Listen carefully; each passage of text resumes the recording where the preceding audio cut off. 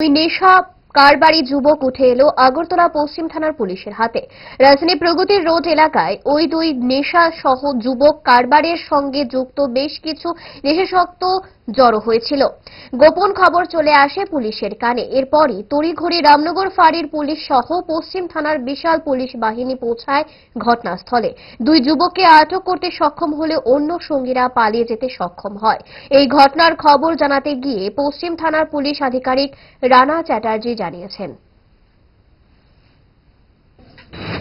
গতকালকে রাত্রিবেলা আমাদের কাছে একটি ইনফরমেশন আসে যে এই আমাদের প্রগতি স্কুলের ব্যাক সাইড দিয়ে কিছু যুবক নেশা জাতীয় দ্রব্য বিক্রি করছে এবং তারা তাদের অ্যাসোসিয়েটকে নিয়ে আগরতলা শহরের বিভিন্ন জায়গাতে, যেমন রাধানগর, আমাদের লেক চমনি এরিয়া, সেই সব জায়গাতে তারা বিক্রি করে। সেই মোতাবেক আমাদের ইনফরমেশন কে আমরা আমাদের লিগ্যাল অ্যাকশন নেওয়ার জন্য আমাদের একটা টিম গঠন করা হয়।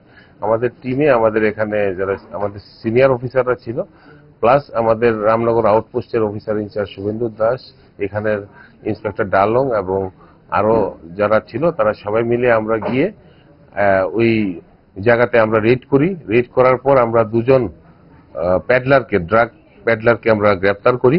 তাদের নাম হচ্ছে, একজনের নাম হচ্ছে বান্টি নায়েক, আরেকজনের নাম হচ্ছে সুজিত রয়।